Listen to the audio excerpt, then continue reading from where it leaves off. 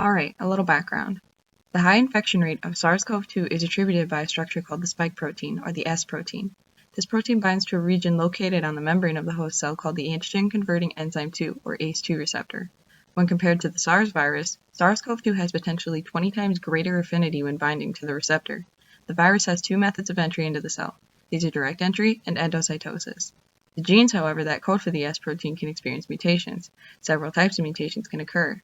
However, those that lead to greater stability are found over a broader geographical range, while those with lower stability remain in fewer samples.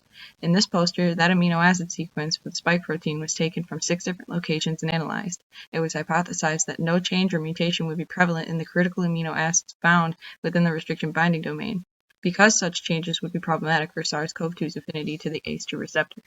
The NCBI virus database was used to compare spike proteins of human SARS-CoV-2 across various geographical locations. To make our search easier, we used the white search box to find our specific strain and found the main comparing sequence from Wuhan, China compared to the others. The study focused on protein sequences between 1200 and 1400 since this is the range that spike proteins are found. Any sequence outside of January 2020 to September 2020 was excluded from the study. The strains from 6 other locations, Wuhan, China, Turkey, Israel, Victoria, Australia, India, and Bangladesh, were selected via their corresponding ascension numbers, and the visible region alignment was adjusted using the blue arrows of 417 on the left and 505 on the right.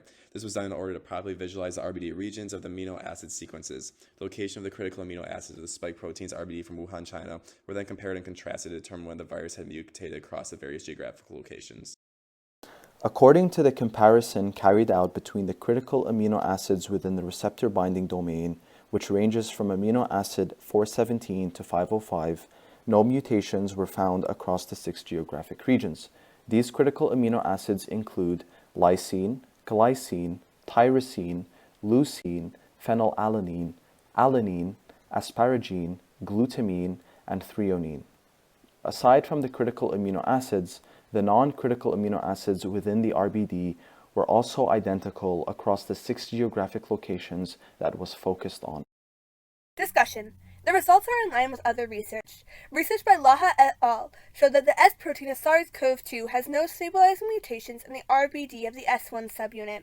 This suggests that SARS-CoV-2 has a high affinity for human ACE2 receptors, and any mutations to the RBD would lead to a lower viral viability. The most stabilizing mutations observed occurred in the N-terminal domain, or NTD, of the S1 subunit. The NTD is a flexible region that allows the S1 subunit to move between its active and inactive states. Mutations that allow this transition to go more smoothly leads to a higher viral viability. This research is further backed by evidence that SARS-CoV-2 has a high affinity for the human ACE2 receptor, up to 20 times as great as that of SARS-CoV.